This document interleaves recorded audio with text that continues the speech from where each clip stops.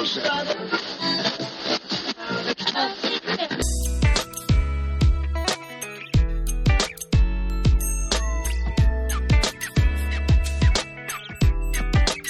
everybody. Welcome to the Pre-Accident Podcast. I'm your lovely host, Todd Conklin. Ooh, you're in for today. So I don't know if you're ready for this yet. I'm assuming you are. But if you're not, today's a big, big day. Because today's the day I'm going to ask you to listen entirely in New Zealand. You can continue to speak in whatever native tongue and gibbering you use, but you're going to have to listen entirely in New Zealand because today's podcast guest, which I'm super psyched about, is a Kiwi. So get ready for that. But first, let's chat about some things because there's some stuff coming up that you ought to know about. First of all, enormous thank you for all the support you've got for the book. Unbelievable to me. Thanks for liking it, but more importantly, thanks for reading it. I hope it helps. And the feedback I've gotten has been really, really remarkable. Secondly, the work we're doing in the workshops, the one coming up in March, that's super interesting as well. I think they're full, but if you're interested, we can still put you on. As for me, time is zipping by. The best part about this time of year is you can fantasize during crappy weather about what it's going to be like when the weather's not crappy. That is appealing at every single possible level I can come up with. So let me not jabber on because there's quite a bit of content coming your way. So without any further ado, sit back and listen to the musing of the topic of worker competency with Brent Sutton, and I'll talk to you on the back end of it. So what'd you think? Well, look, I think it's great to get a room full of like-minded people who have been on this journey for quite some time. And it was really good to be able to hear different perspectives. And from my perspective, this whole variation of what I call Safety 2 is really coming to life. And the fact that in New Zealand we've got a regulator that's acknowledged the value that Safety 2 can bring from the point of view of engaging the workforce and about providing better outcomes is really setting the scene worldwide. Why do you think they did that? Why'd the regulator bring in Daniel? And that's Daniel Hummerdahl, friend of the pod, Daniel Hummerdahl. I think it comes back down to that the CEO, Nicole Rosie, was ex-corporate, and she can see the benefit that Safety 2 can provide. And a lot of organisations have realised that without getting workers engaged at that grassroots level, that their systems or systems of work are going to continue to fail. So introduce yourself to us, because most people aren't going to know you. Well, actually, some people on the podcast are going to know you, but most people probably aren't going to know you. Yeah, so look, my name's Brent Sutton, and my funny accent tells you that I'm from a little country called New Zealand, which has been the home of the Lord of the Rings for quite some time. And I've been in risk management around occupational risk, around people for about the last 17 years. And before that, I spent over 20 years in the information technology risk market. And if you think about when in the 1980s, when I was in the IT industry when I first started, we realised early on that users or people would always break your technology. So what did the IT industry look like in the 1980s? Like a Tron machine, kind of? The suits were very shiny. Just a lot of Pac-Man? The suits were very shiny. The odd mullet, bit along here. Lots of champagne. Oh, nice. And caviar. Really nice. Absolutely.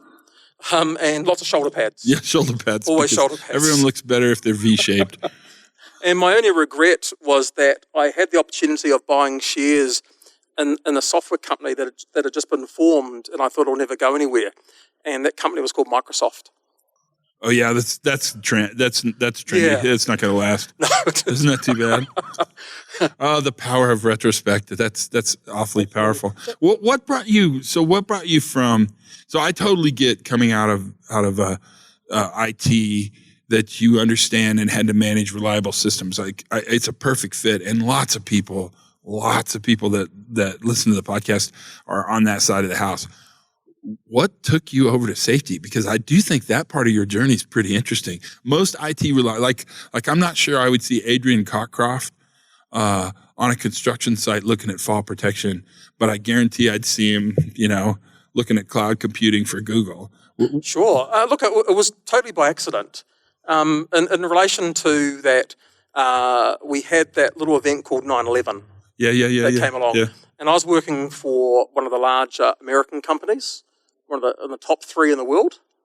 And as a result of that event, they decided that they wanted to reduce their workforce by 10%. And they decided to take a lottery. And that if your number got called up... Really? Yeah, if your number got called up... They reduced you by lottery? By lottery. Huh.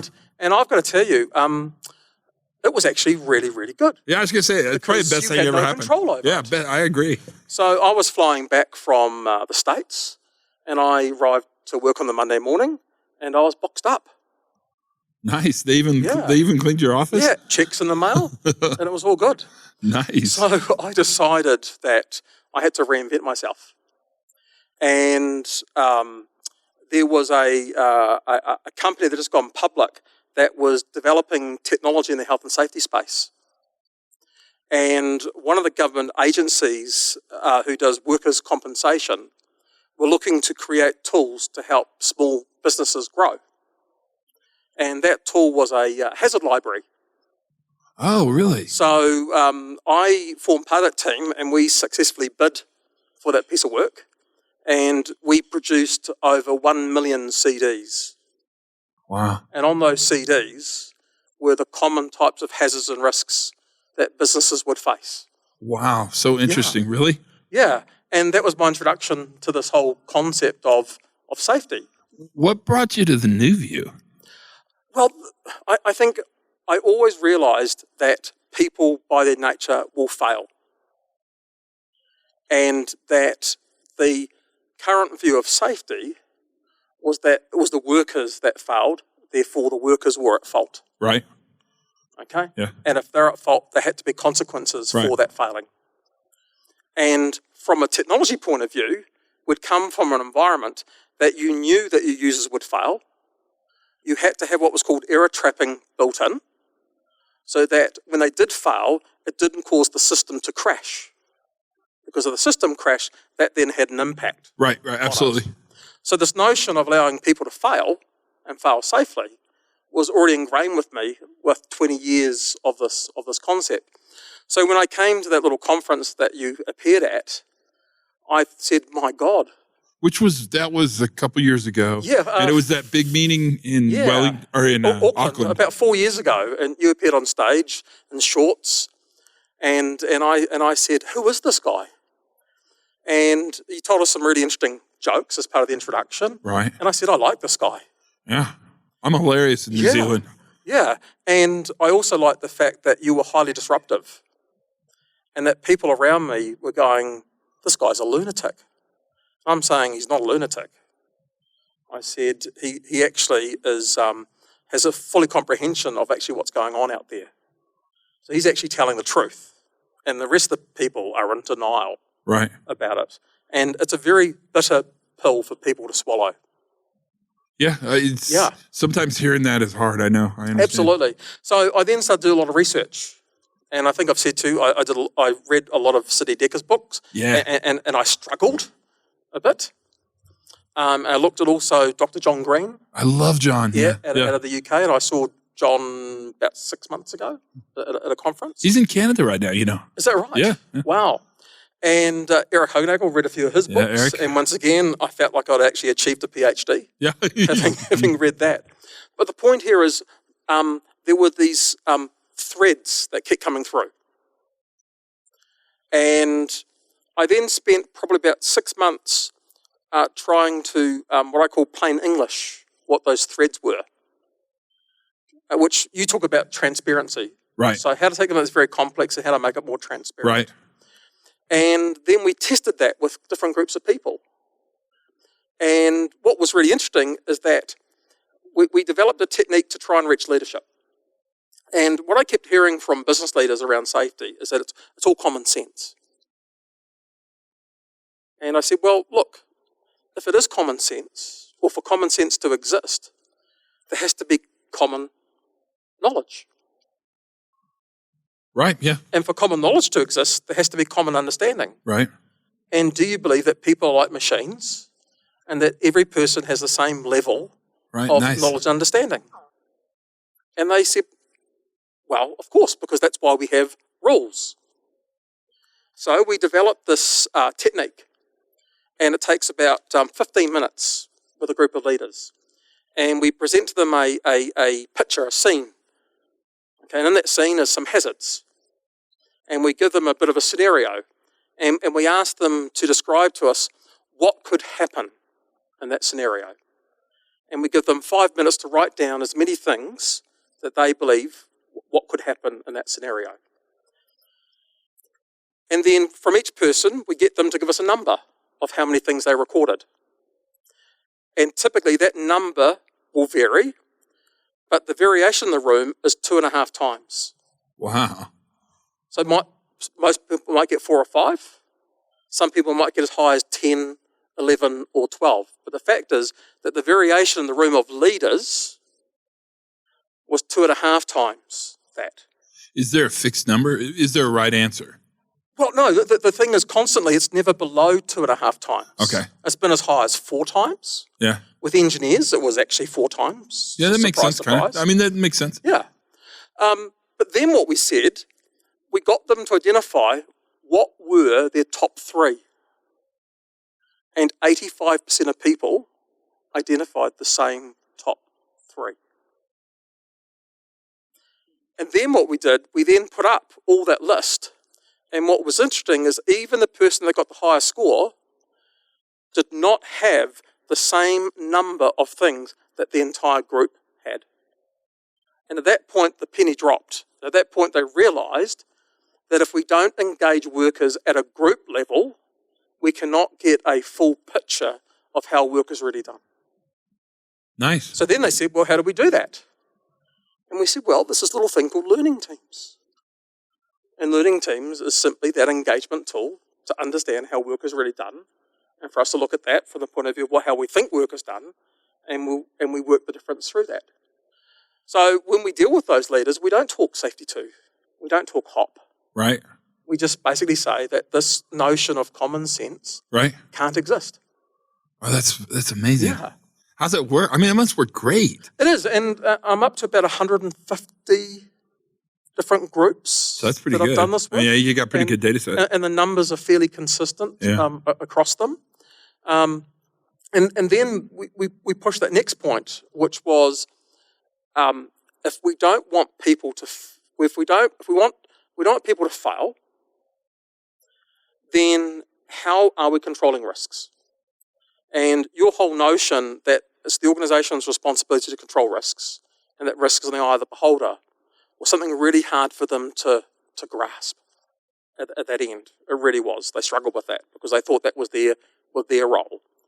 And what we basically said to them was that if you can't control the hazard at its source, so if you can't put in those high-level type controls that don't allow humans to easily defeat them, and you're relying on these administrative controls, then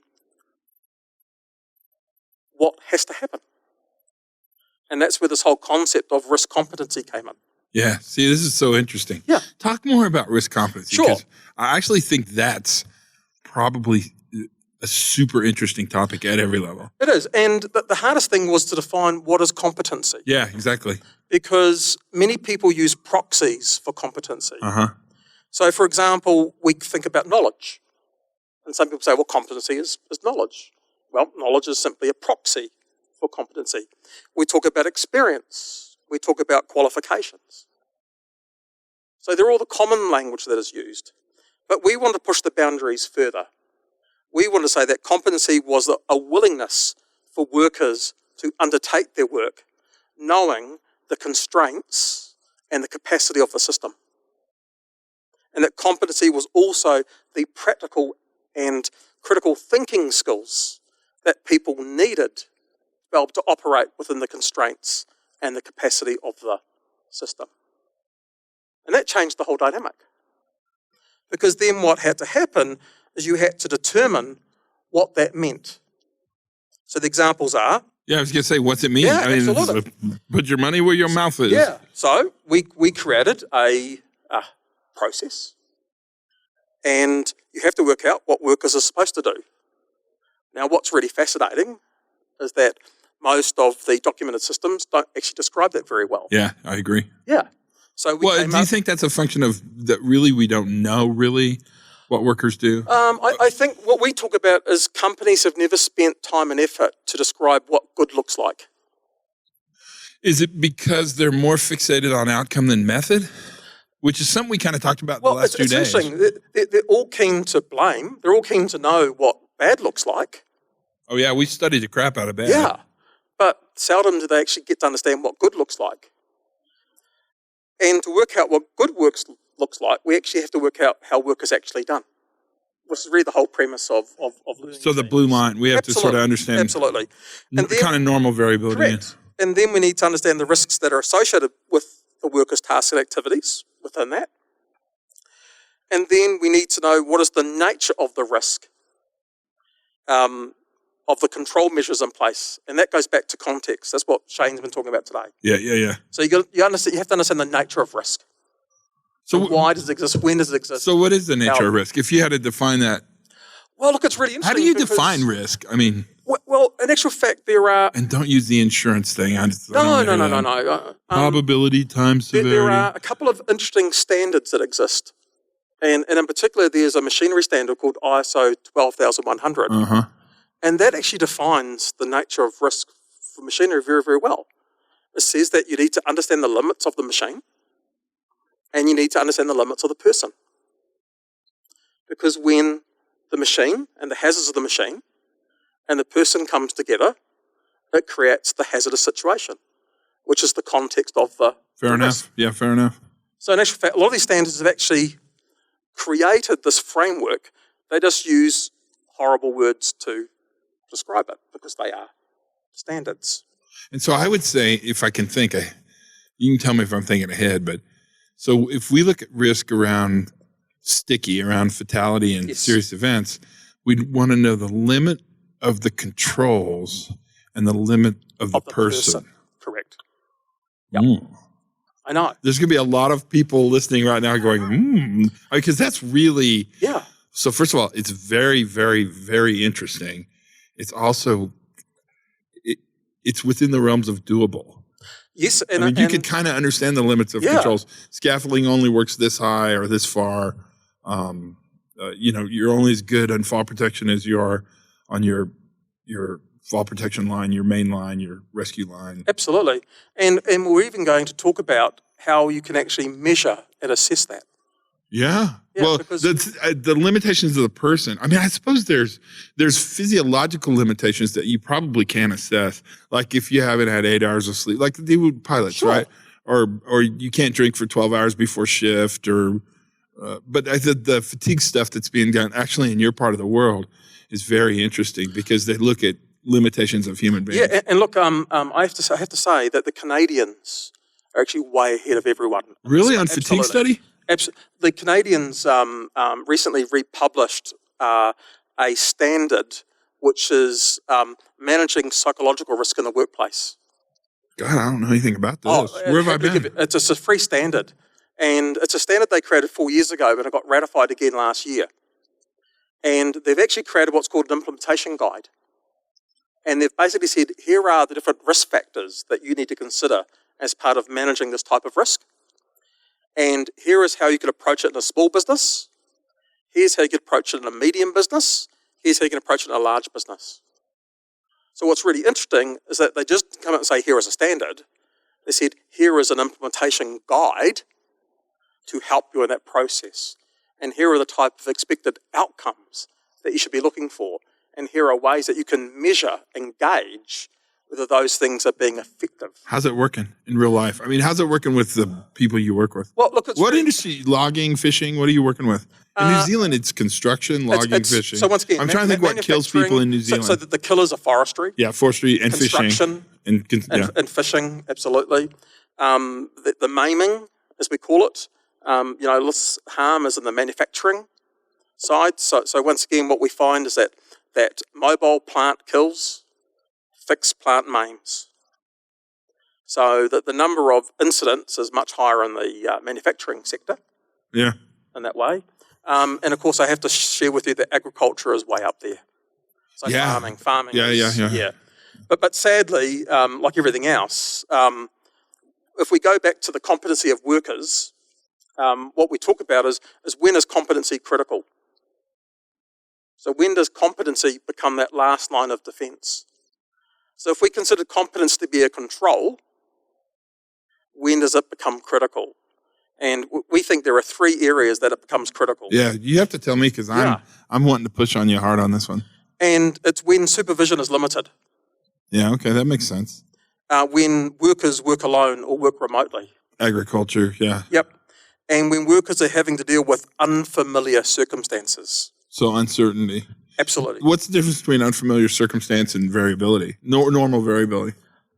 For me, a good example could be a night shift worker that is working on a machine in a normal routine operation, and they encounter some jamming condition. Maybe they're the same. Yeah. Yeah. So it's that whole thing. And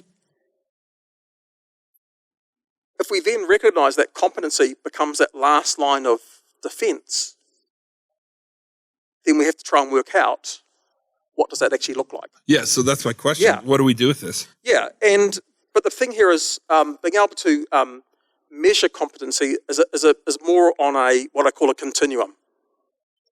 And what we talked about earlier today was the fact that to work out the competency, you need to understand the complexity of the task that a person does.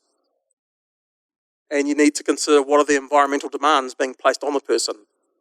So a good example is, I want to dig a hole with a shovel.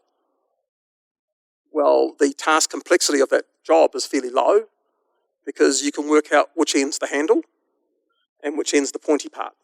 So I figure out you have to work out which person you're going to hire to dig your... Yeah, but it doesn't require a lot of training. It's... And if they're digging a hole in a field, then the environmental demand on them is fairly low. Yeah. So now we move that worker and we now give them a digger. And put them in a neighborhood. And now we're going to put them in a field. Oh, still in a field. Still in a field. So what's happened now is that the task complexity has now increased. But the environmental demand is still low. Still low. So let's move into the airport. Yeah. So that would make environmental demand super high. Absolutely. And that is when competency becomes so critical. That's interesting. What's the difference between individual focused kind of old view and competency focused new view? So once again, old view is you can either basically require supervision, work alone, or can train others. So it's all based on a level. The new view is that it's a continuum. And what you need to do is you need to be able to assess and measure where a person sits on that continuum. And it goes back to this principle that as adults, we don't learn through layering information. We learn by identifying our gaps and filling those gaps with knowledge, and then applying that knowledge through demonstration of knowledge, which is the basic principles of adult education. So a good example is competency is more than just observing performance, which is what the old view would be. Right. The supervisor goes out, says, right, he picks up the spade. He can identify the pointy end. He can dig it in the ground, and he can successfully remove some grass or sod. Sign off. Correct. He's competent. And I think the new view is that competency is the relationship between what a person can do routinely and then the relationship of their performance.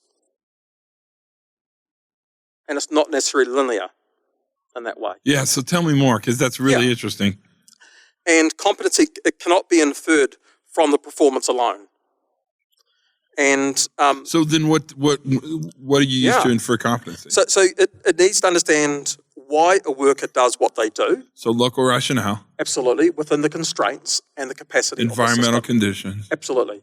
So if I give you some examples, So I really like what you're thinking. I mean, I really like the way you're thinking. It's really, and look, it's not my idea. I mean, I'm surrounded by an amazing team of people, and I should give a shout out to my colleague Glynis McCarthy.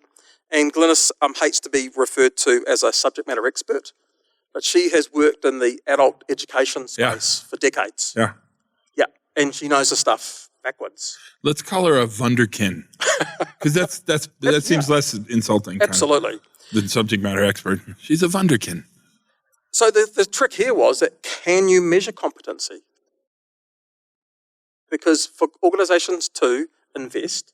Yeah, so I think people absolutely think they can measure competency. Yeah. I think actually what you're asking, if I may, is the traditional way we measure competency actually sufficient enough to risk one's life? Yeah, and the answer is it's not. Or one's worker's life. Yeah, it's not sufficient. Clearly. Yeah. So we have the traditional measurements, which I'll talk about. And one is getting the person to demonstrate their understanding of the inputs. So that's no different. You do training, you get people to regurgitate what they've heard. Yeah, that seems fundamental. There. I mean, that seems fundamental. Getting them to demonstrate their knowledge of the hazards associated with the tasks and activities. So that one I'd push on, Brent, because I think hazards are incredibly difficult to identify in toto, completely. But I think to me, it would seem like getting them to identify what we think the critical hazards are, the sticky hazards. The sticky, sticky, we should explain to sticky if people don't know. Sticky stands for stuff that kills you. That's right. Stuff that STKY, stuff that kills you. But the sticky does seem to be kind of. I mean, it's hard to make these platitudes and say everything's knowable, but knowing what's sticky, I think, is important. Knowing what'll kill you makes a difference. Absolutely. And look, let me give an example. One that we've been working on the last year. An organisation that basically operates in the civil construction space, and they need to move heavy plant and equipment around. So you've got 40 different types of transport trucks. Yeah. And they're having to transport, several hundred different variations of equipment. So, of course, Safety 1 would basically say 40 times 200 SOPs. So we'll create this huge plethora of paper, and my response is, well, where can the driver sit? Because we've got all these documents in the truck telling him what's going to happen for every single version of truck and every single version of plant that's going to go on. And this organisation was having a series of accidents and incidents where the loads would come unloose, strike cars, and do sorts of other property damage. And the normal response was blame the worker. Yeah. So name, blame, shame, retrain. Yeah, and a better worker would have done a better job. Absolutely. Yeah. So what we said to them was, well, look, I said, let us observe 6 of your good workers and let us observe 6 of your poor workers. Yeah, I'm nodding my head. Yes. So first of all, we want to create a baseline, which is understanding what good looked like. Right. Okay, and more importantly, when we engage with those workers, we wanted them to demonstrate to us, these are the good workers, what was their underpinning knowledge and understanding of the whys of what they do and how they do it. So couldn't you have just observed 6 normal workers as opposed to 6 good and 6 bad? Well, what was interesting is the company said, well, we'll give you 6 that haven't had any accidents. Well, that's how they determine good, right? I know, but I would say that's normal. Yeah. Yeah. And then we looked at 6 poor-performing workers in that type of environment. And we basically drew a couple of conclusions, but we wanted to actually validate that. We wanted to actually have quantifiable evidence.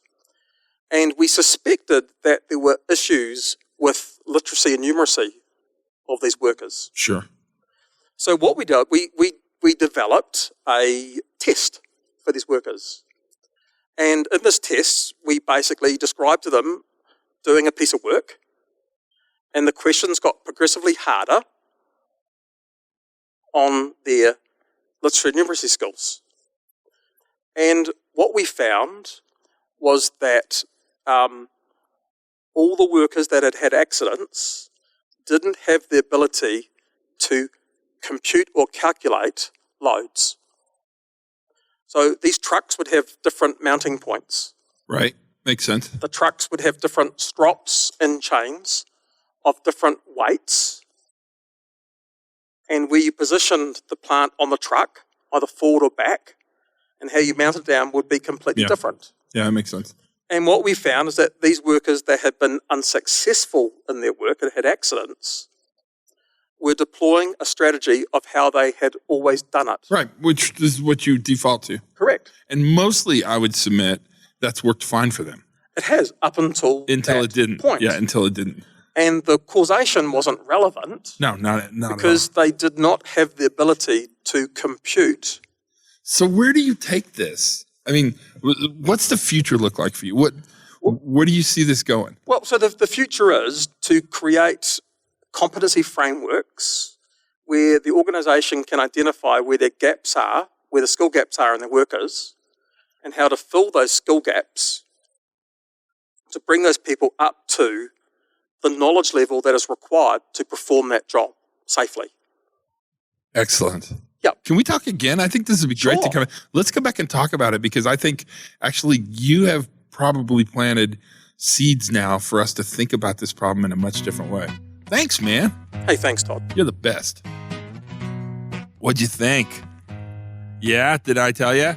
What's great about it is that actually the way Brent is thinking about this competency problem actually, in my mind, makes it simpler to understand and manage than complex to understand and manage. The biggest challenge, if you ask me, with worker competency is that we knew we need competent workers, but the tests we used to understand competency tended to be focused mostly on, well, Brent talked about it, sort of the worker ability to be competent. What he's bringing to the table is a way to judge the worker and the environment in which the work is done, and to sort of calculate, sort of with an algorithm. He talked about it a lot, this notion of competency at a much different level. It strikes me that it's doable, but what it really strikes me as is valuable. And between us chickens, I'm not sure how valuable our traditional competency systems or tests or criteria have been in the past. I think if you had the ability to sort of study well for the test, you could become competent. And I'm not sure being able to regurgitate the answers is really Brent's definition of competency. In fact, I would tell you I am sure that that's not Brent's definition of competency. So that's it. That's the podcast. Thanks for listening. Tell your friends, subscribe. That makes a huge difference. I don't know, just generally hang out and be a good person. That seems important as well. Until then, learn something new every single day. I bet you did today. Have as much fun as you possibly can. And for goodness sakes, be safe.